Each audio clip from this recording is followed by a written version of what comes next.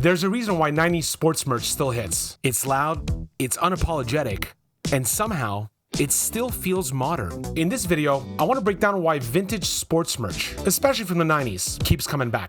Not as a trend, but as a reliable creative outlet, and why the original 6 hockey teams keep revisiting it. By the way, if this kind of breakdown is your thing, you know what to do. Like, comment, subscribe, high five, send me an email, be cool, smile. You know, the whole deal. I just want to make sure that I'm building a really good community over here. I want to make sure you guys dig this. And of course, it really helps me out as I'm really trying to like build around this lens with all these different breakdowns and the whole thing. So anyways, let's get back to the video. So for the sake of this video, I'm pretty much going to keep it for hockey and the original 6 teams for now. But this could be applied for anything. It could be applied for football. It could be applied for, you know, basketball, baseball, you name it. But you get the idea. A lot of these retro sports merch that's coming back, it applies to everything, really. The 90s were a strange moment in sports design. It sure was interesting, though. Logos were bigger, colors were brighter, and typography was pretty aggressive. So there was less fear of being too much. And that's exactly why it still works. In a world where modern merch often aims to be clean and minimal, 90s designs stand out by doing the opposite. This isn't accidental. Teams consistently bring back vintage looks for rivalry games, special events, or third or alternate jerseys. So the Colorado Avalanche reintroducing that Quebec Nordiques identity and those colors and those beautiful blue colorways and the whole thing, that's a pretty good example. I could keep going, you know, between the Cowboys, the Giants, you know, of course, the Lakers, the Celtics. I mean, the list goes on. All those colorways definitely have a space for this retro kind of feel. These aren't aesthetic decisions. They're strategic ones. Because nostalgia has a built-in emotional equity. Come on, everyone has a rambunctious uncle in their family when their rival teams are playing, am I right? So nostalgia is kind of a funny one, right? I feel like it's a little bit of a capsule, like it's collapsed time with all those childhood memories on what you remember doing when they hit that home run, they scored that last minute goal. You know, I have a lot of old t-shirts, hats, and the whole thing that I sometimes like to keep because they have very special memories. And of course, they have that certain type of design, you know, like there's a certain sense of belonging with each one of these pieces, right? But I think the best way I could put it with these nostalgic pieces, these retro pieces, is that it's just a nice bookmark in time, right?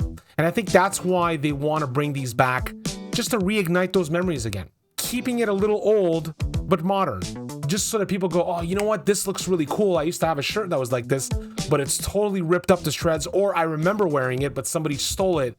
The list goes on, right? I think bringing back these reissues really reignites all this. Loud design helps trigger that faster.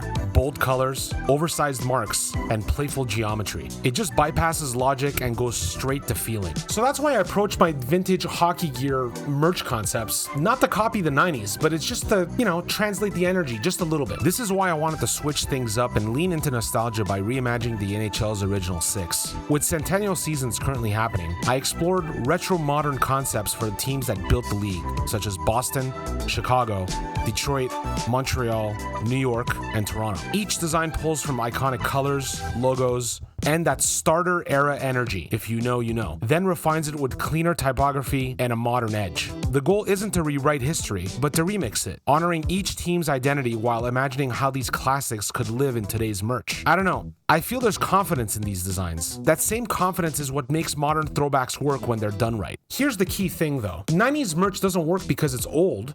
It works because it's expressive, distinct, and emotionally direct. In today's landscape, where everything is optimized and minimal, that boldness becomes an advantage again. And that's why vintage styles feel fresh every time they return. So in the end, I feel that the best sports team merch out there, especially the retro ones, it doesn't just represent a team. It represents those moments, those memories, like I said before. I think reigniting those just makes it all the more special. The 90s understood that instinctively. That's why it keeps coming back, not as nostalgia, but as a reminder that emotion scales. Again, I'll keep breaking down these concepts as signals, not trends.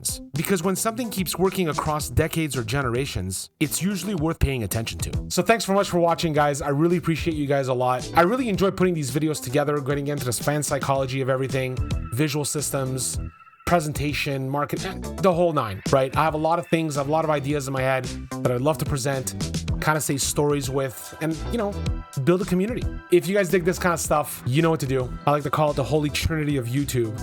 Like, comment, and subscribe. Until next time, peace.